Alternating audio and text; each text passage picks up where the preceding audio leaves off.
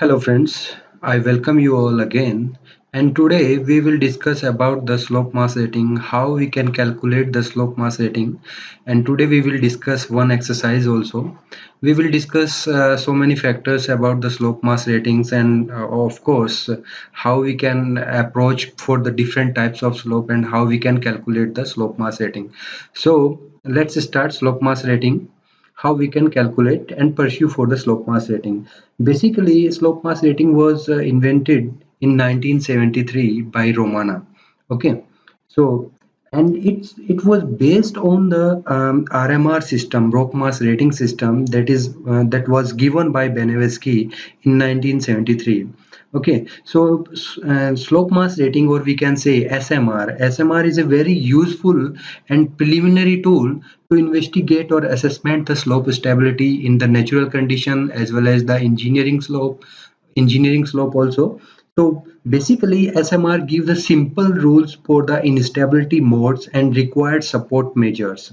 Okay, so let's start the slope mass rating and the factors. So basically we can represent the slope mass rating with this formula, and this formula is given by Romana. Obviously this is modified in 1985, and SMR is equal to RMR basics plus F1, F2 and F3 plus F4.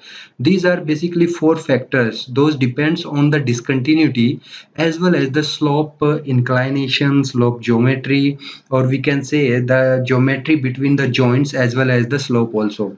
So in this F1 factor, this F1 depends on the parallelism between the joints and the slope. Slope face strike. Here, slope face strike is very important. Okay, I am talking about the strike here. So basically, and the range of the F1. Here we have notation, and in this notation we can found in different literature by different types of symbol here. So basically, the basic of this F1 factor is this is depend on the parallelism between the joints as well as the slope also. So we can say in the case of the planar failure, and this planar type of failure and wedge failure and toppling failure I have covered in the kinematics of the slope. I will give the links of that lecture below this lecture also, so you can see that lecture also. So basically this depends on the parallelism between the joints and the slope, and the range of the this parallelism or F1 factor range from 1 to 0.15, where 1 is represent the exact parallelism, means the angle between the strike of the slope and the between the joints is approximately 0. So that is known as the exact parallelism, or the value of the F1 represented by the 1. When the angle between the strike of the slope and the joint exceed more than 30 degree, the value will be 0.15. We will discuss in the tabular form also, as you can see in this table here. In this table you can see here this value for the F1 factor. As you can see here, F1 factor, if the parallelism is exceed more than 30 degree, the value basically 0.15, and when is approximately 0 or less than 5 degree, it represented by 1 here. Okay, so in the F1 case, then for the F2 case, if we represent this F1 by geometrical factors, so there is a geometrical empirical relationship also, geometrical as well as the empirical relationship, and this empirical relationship is F1 is equal to 1 minus sine A whole square. So here A represent the angle between strike of the slope face and the joint. Okay, then factor F2 here, this alpha 1 here, alpha j is represent the joint. If the case of the in the case of the planar failure, strike of the single joint, then in the case of the wedge failure, alpha I represent the trend of the intersection of two joints, and the slope angle is obviously slope tip is alpha, or you can say alpha s here. Then F2, in the case of F2 on joint dip angle and planar failure. Yet this is depends on the joint dip angle and the planar failure, as well as in the case of the wedge failure we represent by different notation here, beta j and beta I here.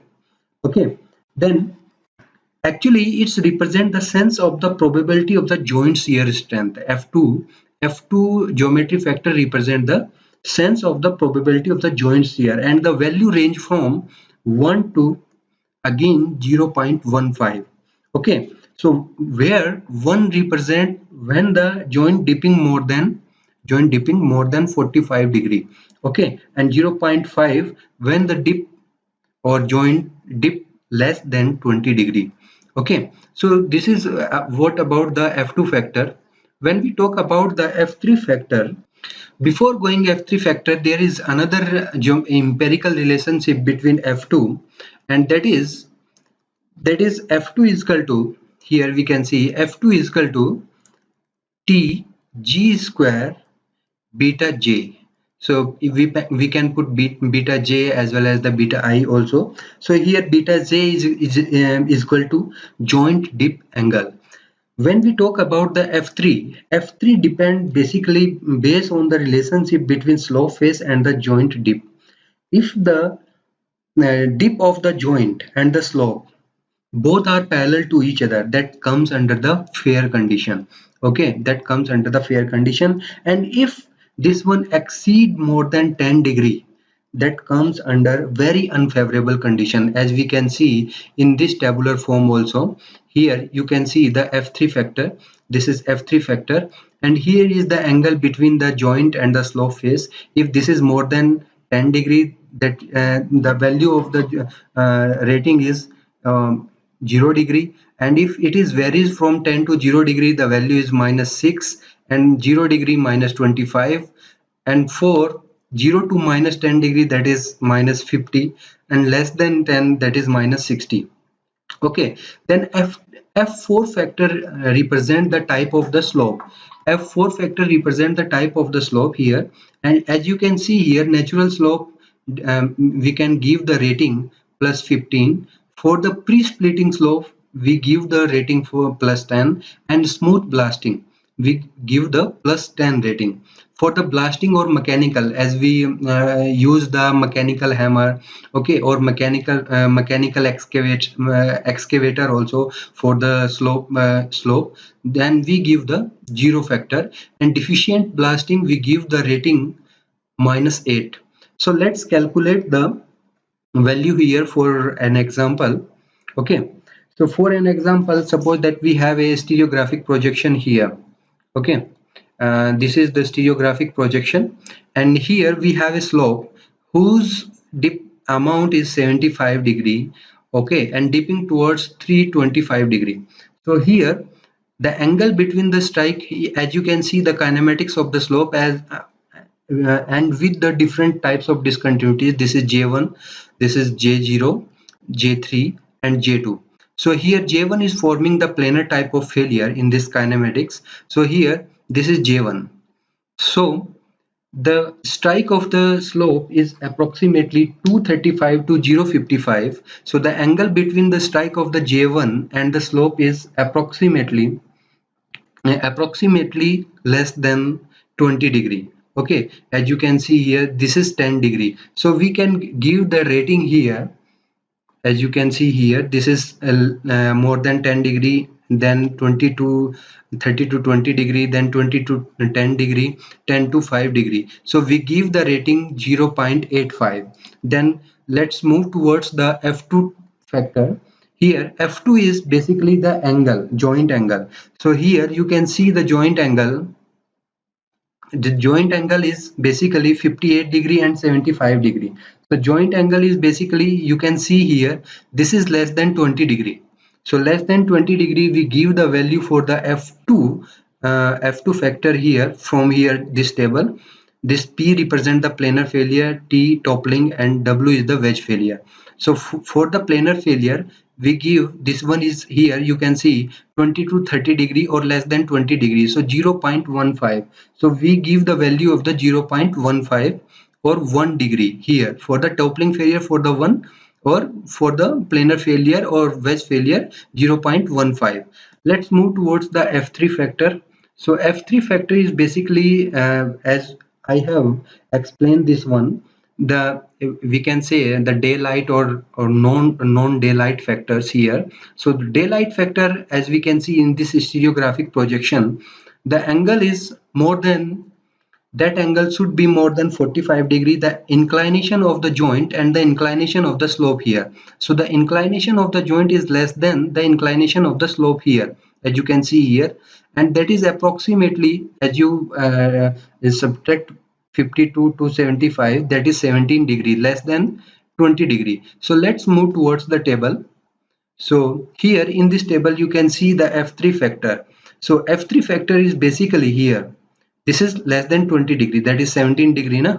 So this is more than 10 degree. So for more than 10 degree we put the rating 0.